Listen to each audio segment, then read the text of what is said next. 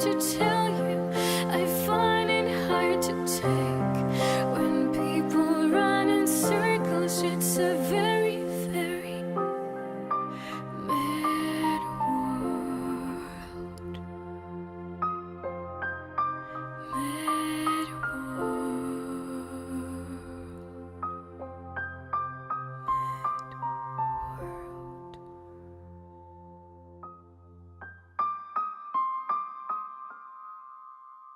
All right, everybody.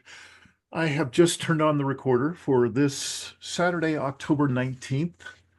Boy, we're already a quarter of the way through this hour um, of class session, and we're a little bit late starting today. A number of folks that I was expecting to see aren't here, so that's why we're making this recording. And we have at least one new person. Let's see me see. Yes. And Mike, in just a moment, we'll start with an introduction of you as well. But I would like to just introduce this session officially. So there are some folks like Mike who will be coming in for their first time. And even less connected, they'll be watching the recording for the first thing that they'll see in this long series of course. Uh, So this is the Islands of Sanity in a Mad World course provided by a little organization in the interwebs called Living Resilience. And my name is Dean Walker. I have in the past 10 years been curating and cultivating this thing of living resilience, which includes a YouTube channel podcast called The Poetry of Predicament, which will have a number of different special focus features, including interviews and panel discussions from folks from all walks of life, not only experts in mental health and resilience and um, human-caused collapse of both Earth systems and human systems, but also folks who might not be considered such an expert, but who do have something to say about what are the inner resources and external resources that you bring as you face whatever way you talk about this human-caused collapse of Earth and human systems that I and others, perhaps most of you on the screen, uh, are asserting that we are in the middle of. We are in the middle of that downturn, that massive cascading event over however many years it takes, this human-caused collapse. And what this work is asserting is that there is a good deal of need and desire for the inner work that might be called for as we face this existential scale of predicament. So I am so pleased to see each of you.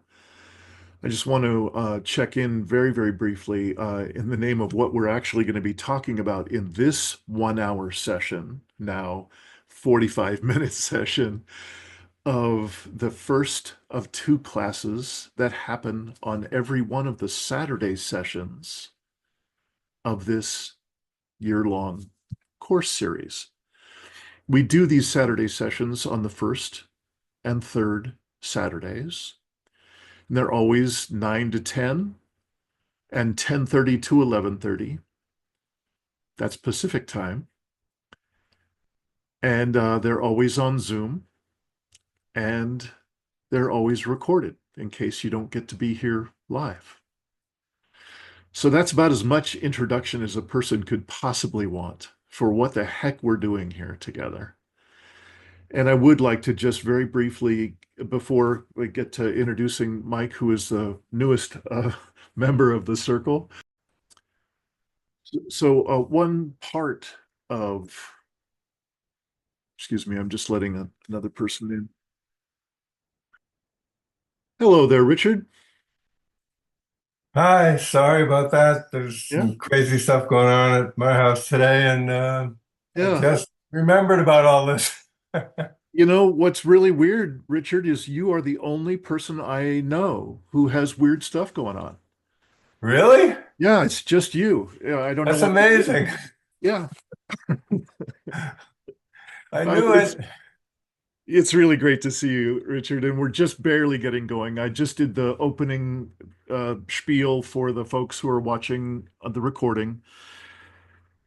And I was just literally this moment starting to shift gears out of a presentation mode or introduce the video mode or whatever into wow. And I just as I'm shifting right now, just as I'm slowing down my pace right now, that's all my body needs to cue a more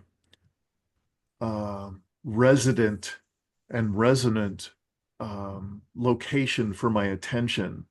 My attention went down into my about the where my hara is, my center, and I could also feel my face warming up and some tears welling up behind my eyes. And that's what Hmm. I'm was wanting to share with y'all, that I was in kind of businessy mode and taking notes and asking for people's emails and sending out emails to see where people are, and you know how it goes, you know what we do in our day. None of us uh, is at fault for doing that. That's just how our world works and how our attention goes in that world. And I think as we all know, and I'll just speak for myself, I know that those little ways of having a surface attention and really not, like right now, I'm noticing I'm not looking at you on the screen like I was just a minute ago. I was deflecting my eyes, and I was starting to go back into this pat description of something that happens in our world. So I know I'm kind of stopping and starting and stopping and starting with this little check-in moment, but it actually has quite a bit to do with what we'll be talking about in both of our sessions today. So now I've just cued myself again, and I'm going to be doing this a lot during the year of our being together, if you all stick around that long. Um, and I would be inviting us to all of us have a significant amount of awareness and a number of different core attributes of what it is to be a person inside this body, inside your body. And what I've been stopping and starting is I've been telling you about a couple of what I would call my bodies within this body. If you have seen any of the course material aimed at this session, so it's this stuff for the 2nd October Saturday session. And it was really to tell you about that orientation that I have come to over a number of, really a lifetime of inner work, not all of it about this existential level um, concern. But I've found great value in naming these core components that are so essential to being a human being, naming them as if they're bodies within my body. And if they're um, similar to my physical body, they have a center. Each one of these, let's just say that there are five of them. Each of these five bodies have a center. And to be very brief about it, you may have seen there's really three core videos for this particular session, and you may have seen particularly the third one, in which I say what I'm saying right now with a little bit more detail. So the five bodies and five centers, let me just name them now, and then I'm going to stop. See if you got any questions just here at the first level. And then I'm going to ask Mike to introduce himself and for all of us to check in briefly. So the five bodies, and again, if to whatever degree that's kind of awkward for you or unusual sounding, I'm just asking, yeah, go with it if possible. It's not a dogma. You don't have to use this jargon if you don't like it. But I have found it again very, very useful. Of course, our first body is our physical body, and our physical body has a physical center. And for those who have been in martial arts or gymnastics and so on, that physical center is down just below our navel, our belly button, and inside of our torso. So this is going to be a rapid fire list of these five suggested bodies. The second one I would call the mental body. Obviously, mostly where it lives is up here. And instead of a physical center, the mental body has an orientation toward what I often call the core of my body, including my center. It's like a home. It's like when I feel home in my body. My system tends to relax when I'm in that home. And what it's often called getting to center in my mental body, I call that sense making. And I know a lot of people use that expression these days, but they may not be talking about it in terms of an actual center. Is this making sense so far? You hanging with me in the short version? Okay. The third one, which we're going to be really touching into quite a bit today in this session, and then in a different way, in a deeper way, in the second hour, is our feeling body. We're going to be learning some distinctions between feelings and emotions and some of the dynamics that are suggested in particular lineage that I've been studying in and finding great value in. So feeling body. The next one is often one of the least least understood or least experienced when in the average group, and I'm very curious how it shows up for you all, is the energy body. And so I have also spent quite a few years studying energetics and the dynamics of the energy body. And so we will spend quite a bit of time in these coming weeks and months together involving the energy body. The last one I would like to suggest is the soul or archetypal body. And the dynamics and actually the understanding and the experience of the soul body or archetypal body is even fewer than the energy body on average. So if these words sound a little awkward or odd, or what does he mean by soul? There's so much to share and so much to explore how each of us bring certain interpretations, definitions of words, and so on, and experiences. So thank you for sitting through that short list, that abbreviated description of five bodies, five centers. And again, we're going to be spending a bit more time and focus on the feeling body today. And before we go there, we have a new person who has come to join us and put his toe in the water with Living Resilience and with the Islands of Sanity course. Michael Polacek, have I said that right? Yeah. Great. Michael, welcome. And if you wouldn't mind just giving us a couple of minutes of where you're calling in from and what has you be here and anything else you'd like to be known by as a means of brief introduction. Okay, thanks. I'm joining you from Austin, Texas, where it's now finally getting out of the 90s.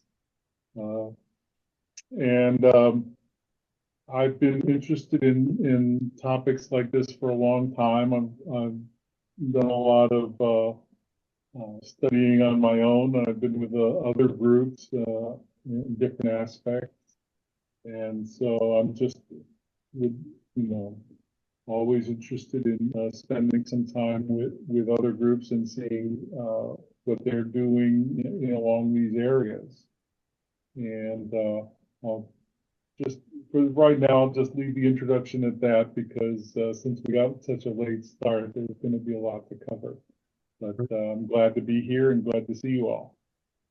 Yeah, Mike, welcome. I really appreciate your consciousness of time as well, and I'm sorry for whatever way in which I have been a contribution to this late start as well. Thank you so much, and really good to have you here.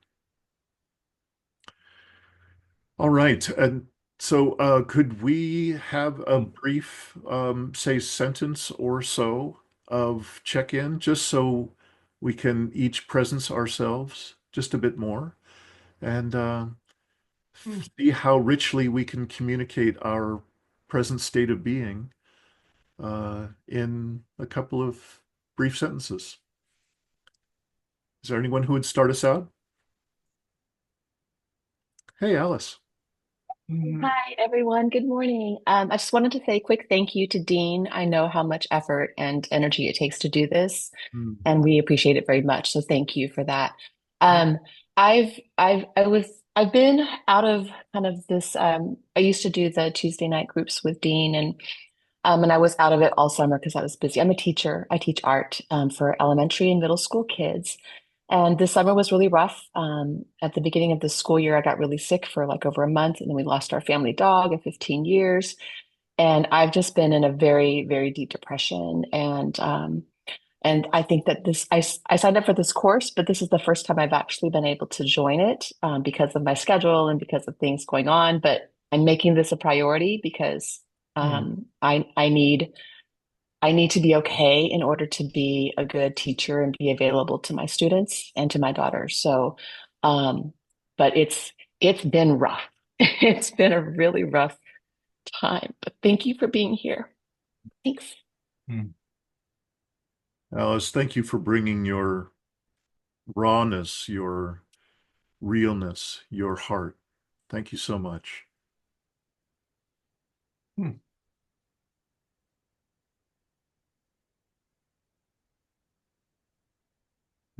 Anybody else? I'll go. Thank you. I'm Janet. I'm in Ontario, so it's noon here. Beautiful, sunny fall day. The trees are orange and yellow and gold, and I'm somewhat distracted because I think every fly in Ontario is coming to visit right now, and they want to sit right there. My dog, who I think was having issues the last time I was here, is still having issues, and she's insisting on being right here for me to pat her, and it's continually pulling my attention because if I don't pat her, she's pushing at me. So I'm here, and I'm trying to get more here. Okay, here's dog number 2. Sorry, everybody. I'm just trying to pull myself back from external pay attention. So that's me. Thank you. Yeah. I'll go. Thank you, Richard. Yeah, the immediate thing is we're having a toilet replaced this morning, and there's a handyman working on it, and of course there was a problem, and he's having to deal with all kinds of stuff with it and workarounds, and it's taking a lot longer than we thought. So unfortunately, I'm going to have to probably be darting out of here occasionally and talking to this guy, and I'll just need to be dealing with the situation off and on. So I'm just letting you know in advance. If I disappear for a while, that's why, and I apologize in advance. I don't want to, but that's what I've got to do here. And aside from that, I keep keeping up with my writing on Medium, and I don't know, I feel this anxiety building up in myself as the election approaches, and I don't get a good feeling about it at all. It's I don't know, it's worrisome, scary. So things here at home with me and Darlene are a little tense too. I mean, we get along pretty well overall, but it's like the tension of the world and the anxiety of the world is coming through us, and of course, it comes out in our relationship sometimes too, and we've both been noticing that. So we're trying to give ourselves a little bit of a diet from so much news and so much awful news, actually. Yeah. So we're doing that a little bit just to maintain our equilibrium and sanity a little better. I guess that's it for me. Got it. Richard, thank you. Mike or Jack? Hi, good morning, everybody. Nice to see some new faces. And Richard, I'm really glad to see you. I'm glad you popped in here. Me too. I was missing you. And I just want to echo what Richard mentioned just about the amount of tension and stress in the world, and how I just notice how easily people go off and get super stressed out and act out horribly. And it seems to be happening more and more. And I'm even guilty of that occasionally, and I try to really be mindful of it. So I'm constantly sort of reminding myself to take deep breaths and not to react immediately to things that fly in my face. And it's a challenge. And I came here this morning because I am really always trying to live and embody the principles of climate cure and what's entailed there. And here we are halfway through, and it seems like we're just doing introductions. So I hope that we have a poignant second half and a really heartfelt half. And I really appreciate people bringing their true selves to this, and their vulnerability, especially with Alice. So thank you, and with Richard. Okay. Thank you, Jack. Yeah. You. Hmm. And then, Mike, would you like to check in on the next layer, perhaps beneath what you originally introduced? Well, I don't know if we're talking about the different layers that you mentioned before, the uh, five bodies. Mm-hmm. All I can think about is that, I spend so much of my time in the first two, the physical and the mental, maybe a little bit in the feeling, but hardly any awareness in the energy or what you would call soul, simply because we have very little cultural conditioning to even acknowledge those uh, those levels of existence. Yeah. And So, Mike, I'm curious if you could narrow in on anything at any level, from the very personal and intimate in your household, for instance, or in your own body, out to as far out as is appropriate. Is there a topic, or is there a piece of what's going on in the world that moves you, that does stir your feeling body? well, like others have said, there's a lot of anxiety about the political situation. But I would say that what affects me most deeply is seeing what is happening uh, in in Gaza and in Israel. Hmm. I just can't even bear to stay in the same room when news like that comes on. Yeah. The knowledge that we are active participants in such an abominable genocidal action, and that there seems to be no organized political resistance visible anywhere in our part of the world. It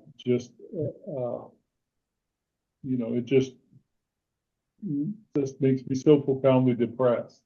Yeah. Um, Yeah.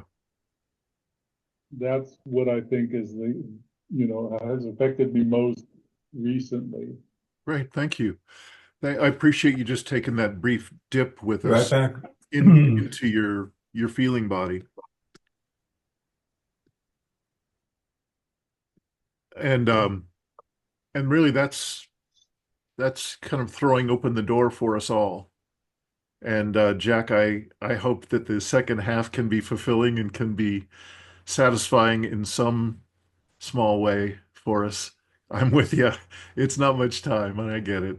And if there's any way you can join us for the second hour, they will blend together. And as you may have guessed by now, this first hour, which is often and usually focused on the book, which happens to be your book in this particular part of the series, uh, we had basically a unanimous request last session to have something other than self-regulation, something other than the calming, contemplative side of practices to somehow stir us in a different way, to possibly bring us to healing or to center or to some kind of sense of more wellness or more connection or more presence than just the ubiquitous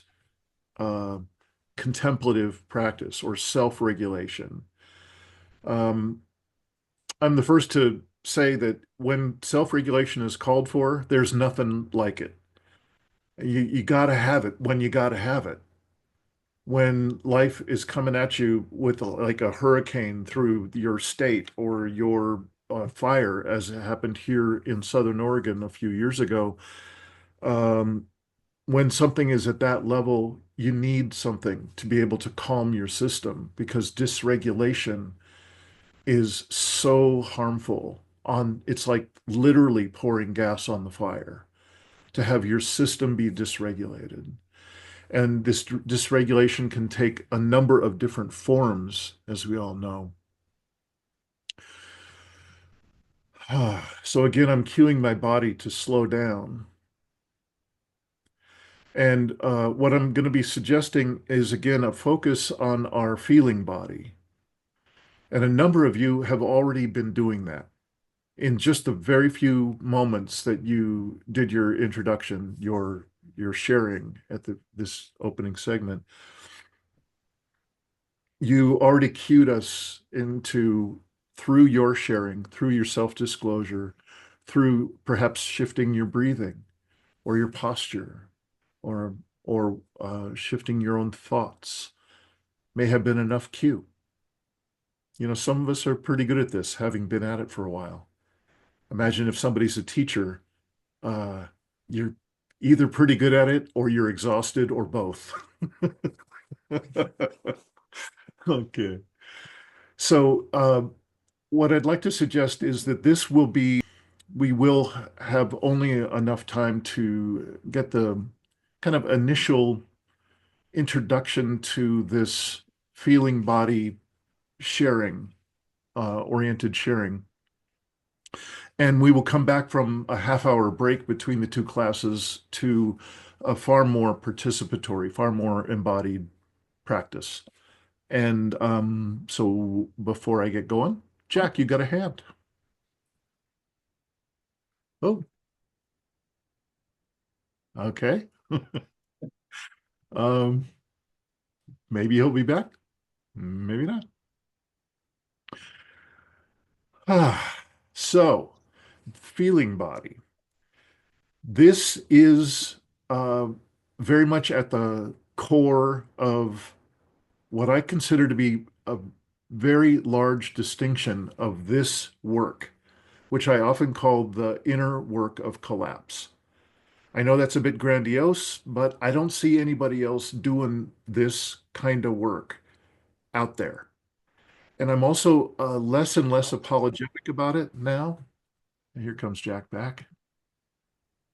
Hi, brother. Hey, Welcome back. thank you. I don't know, my whole Zoom just shut down Okay. as I was trying to raise my hand. Um, anyway, can I chime in something to what you just shared that I think is really poignant and might be helpful in line with what you shared? Absolutely. Thank you. So so I view it as yin and yang, of course, right? And so I think self-regulation is usually a yin practice. We're usually trying to um, um, deactivate our system to come back into a window of tolerance from an elevated state. And Yes. then, with depression and with low moods, sometimes we have to boost our states. Um, so we activate yang to come up into the window of tolerance. So it's yin and yang, and so the regulation practices, for calmness are the hypo-regulation coming down. And I so there's for regulation, I view it in two ways: that there's dysregulation that actually is unhealthful and unhelpful, as you described. And then there's dysregulation that's actually helpful.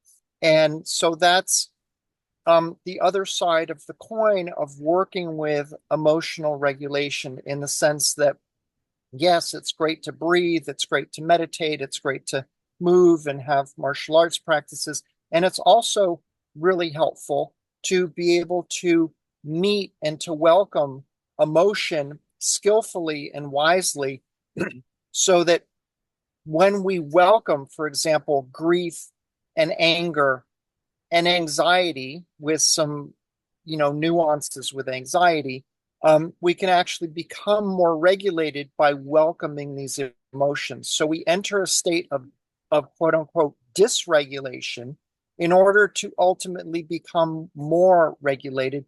And that's the transformative process, where there's a negative, quote unquote, that becomes a positive. So you work with the polarities. It's like allopathic medicine and homeopathic medicine, right? So I just wanted to share that. And that's a big part of climate cures: welcoming the difficult emotions. Mhm. Um, Depending on what they are, anxiety and depression require, specific instruction, specific skills. Otherwise, it can get worse. So I just wanted to chime that in. So if you're looking for something to kind of stir the pot, welcoming grief and embodying it, and embodying anxiety and anger, um, to me, that's how that fits into that wholeness to eventually become um, a more integrated regulation, rather than just a more superficial one that ignores the emotions. Yeah.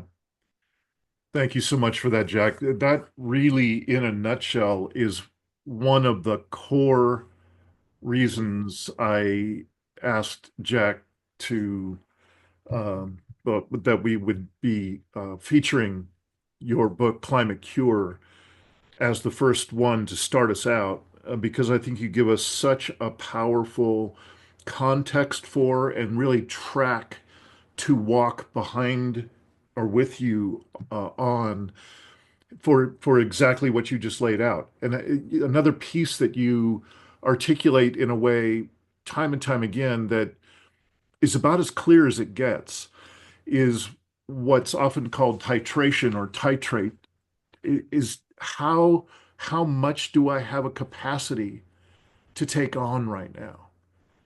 Not many of us are really so fried, so completely blasted by an event, again, the hurricane kind of a thing.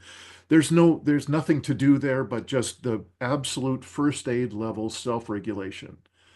There's that. But most of us, and I believe on this screen, I'm guessing we're not there. We got some stress going on. We got some major stuff going on, and it can go up and down to pretty close to our capacity. If I'm speaking for myself, but I'm seeing a couple people nod.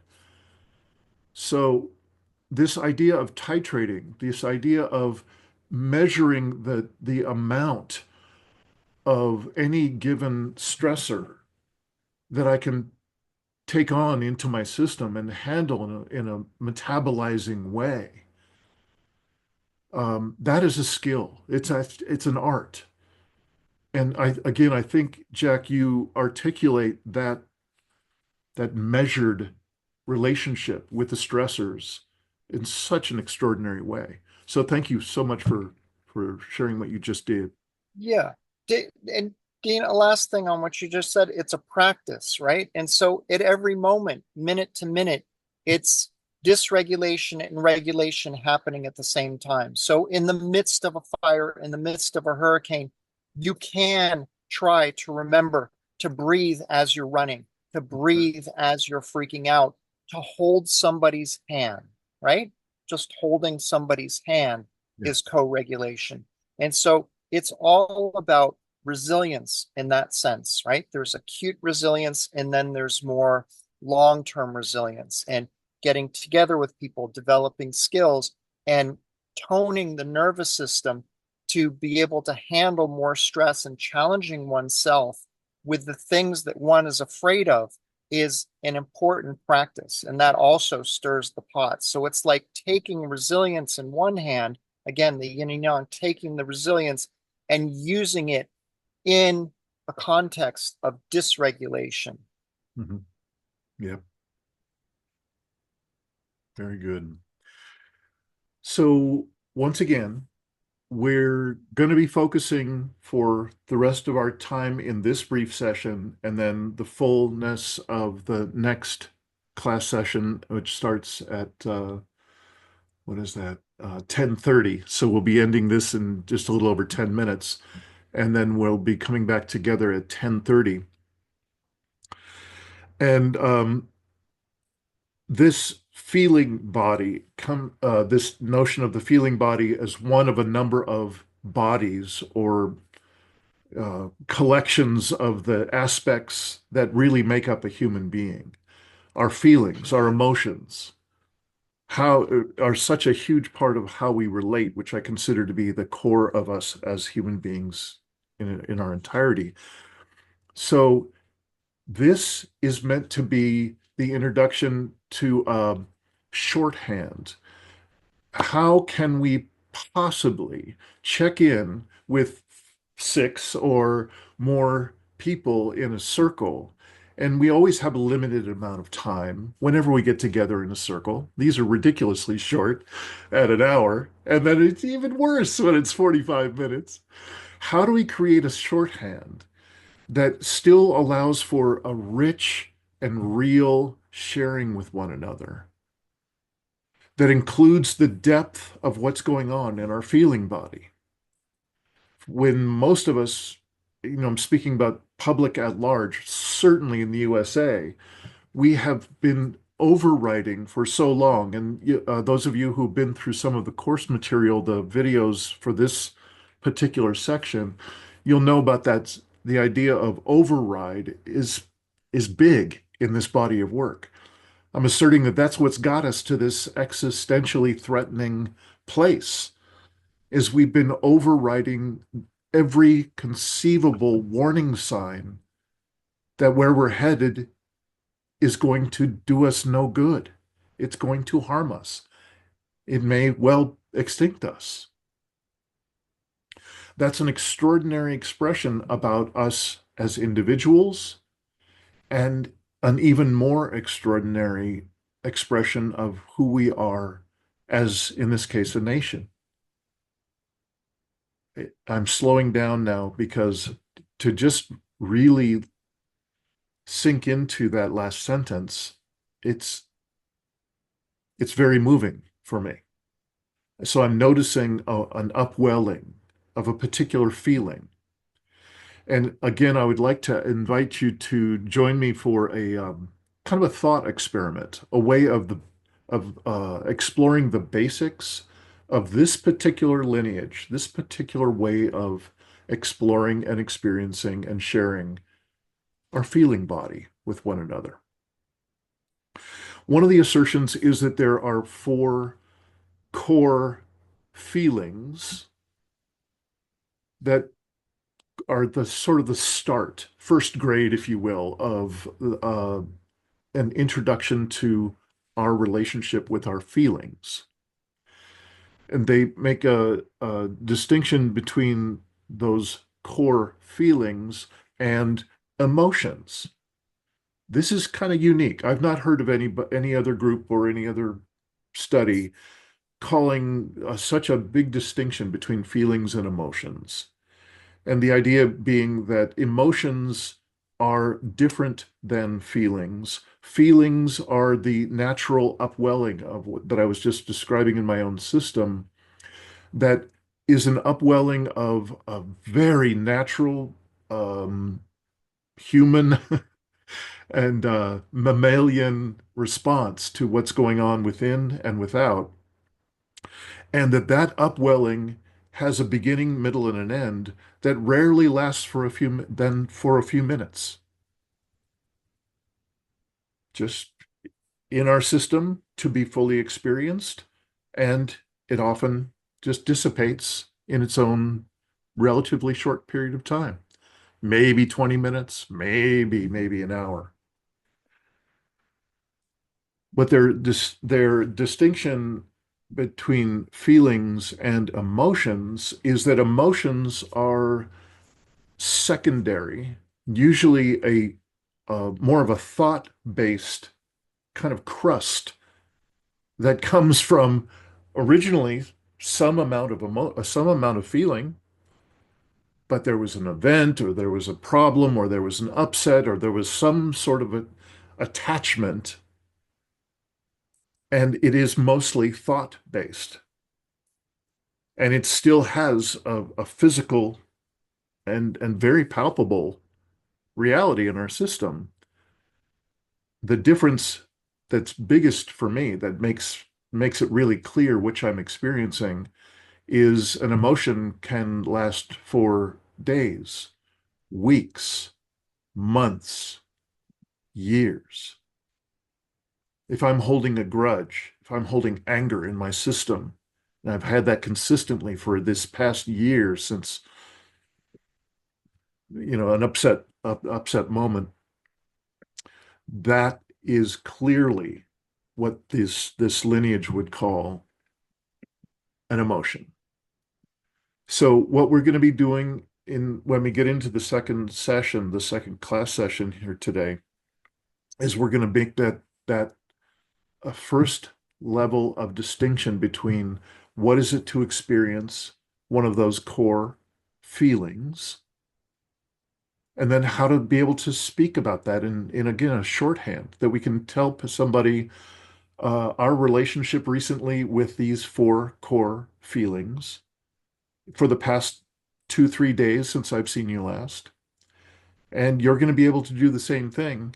And in 2, 3 minutes, we've exchanged coherent communication about our relationship in this moment and these past few days with our core feelings. So I'm going to just stop there.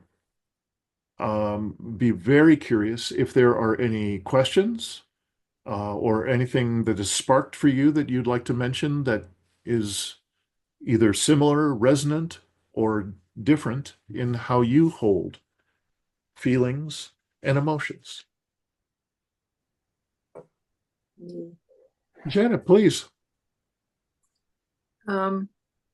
I really agree with what you're saying, and that feelings are a body sense and emotions are a thinking about and putting a label on feelings.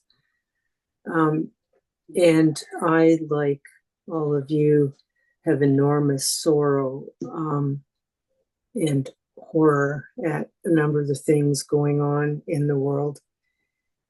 And maybe you can help me with this. One of the things that happens for me is I feel like if I turn, here's the dog, if I turn my attention from that somehow I'm betraying what's happening, that I need to keep some attention there, but at the same time that's very draining.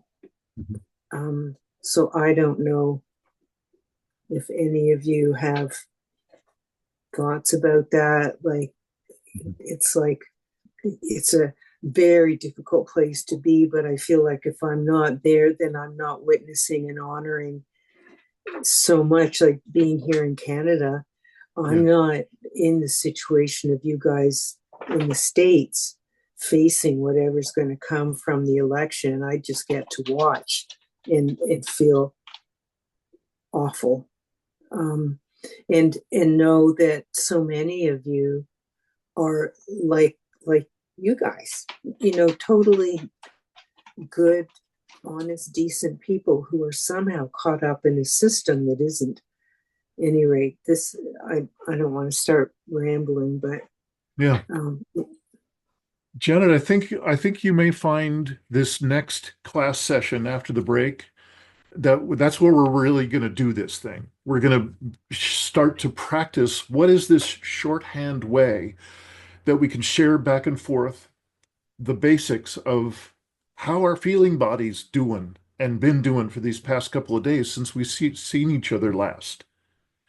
And particularly, we're going to choose a spicier element, something that is moving you. Similar to what Mike shared with us earlier, but we're going to have a shorthand that really goes right to it. And we're going to be able to share like a measure in our system, how much of that feeling is present in our system. And we're going to actually learn a way to, again, in a shorthand fashion, but not talking about it, we're going to actually be able to adjust and express a different amount of that feeling as much more as we would like to dial it up. We will have the conscious ability to dial it up to a level that feels really more real in my system. And I'm speaking too rapidly and too with too little detail in the remaining time that we've got. We're literally going to be breaking in a couple of minutes here. So I just thank you for what you just said. I believe this is good. This next class session where we actually do the practice, where we actually do this checking in with each other and this sharing of the measure of the feelings in our system, I think it may be useful in what you were just saying. thank you. Thank you. Anybody else in these last couple of moments before we take a break? Yeah, I really hated having to dash in and out of here. But now he's done with the toilet. He's leaving. I paid him, and that's over. So at least it won't interfere with the next session, hopefully. Well, Yeah. it won't. No, it just won't. Okay. So anyway, sorry about that. It's okay. So I would like to just acknowledge that we've all handled, I think, fairly admirably. A bit of a late start, a new person being introduced and welcomed in, actually being able to have the overlap of Jack's formidable body of work and sharing about his book. I'm so glad you showed up today, Jack. And will you be joining us for the second class? Sorry, you're muted. Probably not. Okay. Yeah. Okay. Well, I sure wish you the best in getting ready for your move, and maybe we can connect up offline, and I'd love to hear how it's going if at some point if you have the space for it. And thank you so much for coming today. Yeah. Thank So, you. is there anybody who will not be joining us in the other than Jack? Will you all be showing up at 10:30 Pacific in a half hour. Yep. Great. Anybody need anything? You've got your links. You've got everything you need to be able to come back. Yep. Thank you so much. We will see you in a half an hour. Good. Bye, everybody. See you soon.